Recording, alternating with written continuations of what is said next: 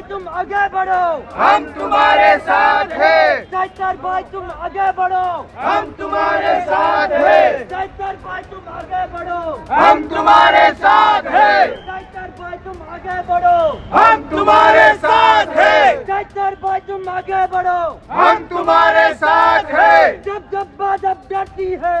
આમ આદમી પાર્ટીના ધારાસભ્ય ચૈતર વસાવા સતત 2 દિવસથી ખૂબ ચર્ચામાં છે। પંચની મીટિંગ ડેડિયાપાડામાં મળી હતી ને તે દરમિયાન ભાજપ અને આપના નેતા વચ્ચે બોલાચાલી થઈ અને ત્યારબાદ લાફાકાંડ થયા હોવાના સમાચાર મળ્યા હતા। આ બધી જ ઘટના બન્યા બાદ ચૈતર વસાવાની ધરપકડ થઈ અને ધરપકડ થયા બાદ એમના સમર્થકો ડેડિયાપાડા પોલીસ સ્ટેશન, ડેડિયાપાડાની કોર્ટ, રાજપીપળા કોર્ટ એ બધે જ બહાર સતત ઘસારો જોવા મળતો હતો। પોલીસને પણ ક્યાંક ગરમી છૂટી ગઈ હતી કે આ લોકોને સાચવવા કઈ રીતે। પરંતુ હવે આખી ઘટનાની વાત કરીએ તો ચૈતર વસાવાને સીધા રાજપીપળાથી વડોદરા લઈ આવવામાં આવ્યા હતા અને વડોદરા લઈ આવી અને ત્યાં શું ચર્ચાઓ થઈ વાત વિગતવાર કરીએ। નમસ્કાર, આપ જોઈ રહ્યા છો ન્યૂઝ રૂમ અને આપની સાથે હું છું ભાવિક। પહેલા તો તમે અમારી ચેનલને સબસ્ક્રાઇબ ન કરી હોય તો અમારી ચેનલને સબસ્ક્રાઇબ કરો, બેલ આઇકનને દબાવો જેથી કરીને પડે પડના સચોટ સમાચાર તમને તમારા મોબાઈલ પર તરત જ મળી રહે।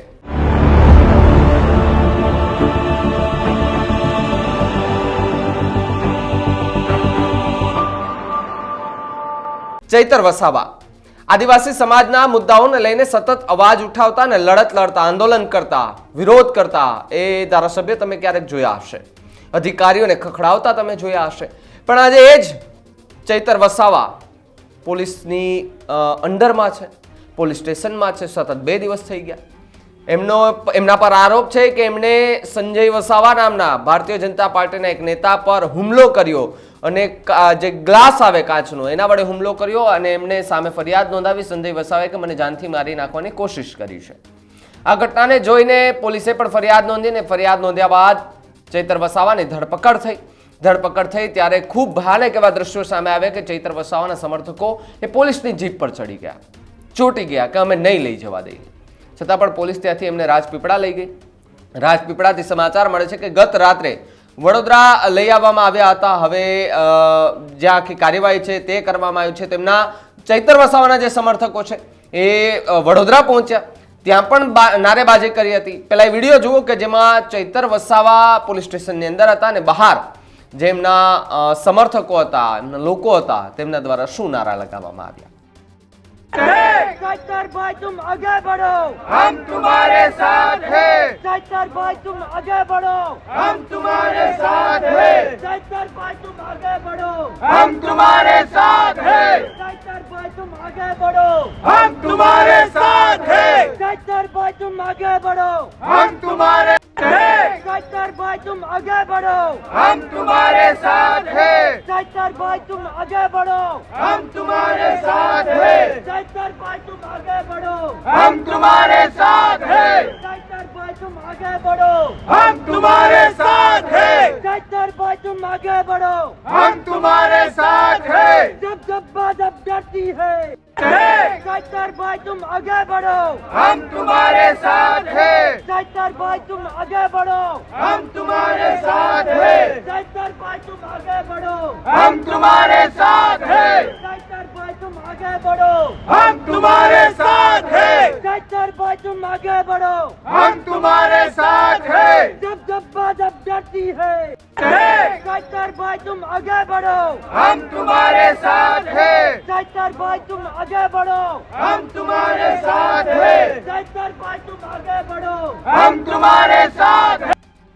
તો બીજી તરફ આજે જિલ્લા કોર્ટની અંદર સુનાવણી હાથ ધરવામાં આવશે। જો કે ગઈકાલે સુનાવણી હાથ ધરવામાં આવી હતી, પોલીસે રિમાન્ડ માંગ્યા તો કોર્ટે રિમાન્ડ પણ ના મંજૂર કર્યા। જો કે ચૈતર વસાવાના એડવોકેટ દ્વારા જામીન અરજી મૂકવામાં આવી હતી, તે પણ કોર્ટે નામંજૂર કરી હતી। એટલે સ્વાભાવિકપણે કે ગઈકાલનો દિવસ પણ ચૈતર વસાવાએ પોલીસની ગિરફ્તારીમાં એ રાત વિતાવી છે। સાથે જ આજે એમને વડોદરા લઈ આવવામાં આવ્યા છે અને આજે જિલ્લા કોર્ટની અંદર એમની સુનાવણી હાથ ધરવામાં આવશે અને જે સુનાવણી થવાની છે તેમાં જામીન અરજી પણ મુકાશે। સાથે સાથે પોલીસ રિમાન્ડ માટેની પણ એ વાત કરવાની છે।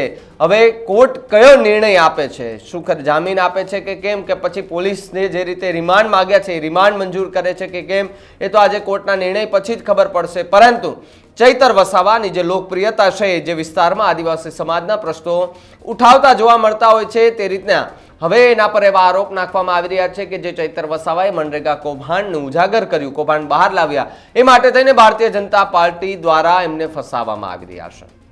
હવે જ્યારે ગઈકાલથી ચર્ચાઓએ જોર પકડ્યું છે કે શું હવે અરવિંદ કેજરીવાલની એન્ટ્રી થશે આખા મુદ્દે, તો જ્યારે આ વાત જાણવા માટે મેં ચૈત્ર વસાવાના પત્ની વર્ષા વસાવા સાથે વાત કરી તો વર્ષાબેન વસાવાએ મને કહ્યું કે જરૂર પડશે તો અમે અરવિંદ કેજરીવાલને પણ બોલાવીશું. અરવિંદ કેજરીવાલ સાથે અમારી વાત પણ થઈ છે અને એમણે પણ મોટા એક્શનની તૈયારી કરી લીધી છે. ત્યારે સ્વાભાવિકપણે કે જે રાષ્ટ્રીય સંયોજક છે અરવિંદ કેજરીવાલ, એમની નીચે આ બધા ધારાસભ્યો આવતા હોય છે, એમની અંડરમાં કામ કરતા હોય છે, ત્યારે સ્વાભાવિકપણે કે જે બોસ છે એને તો ચિંતા થવાની જ છે.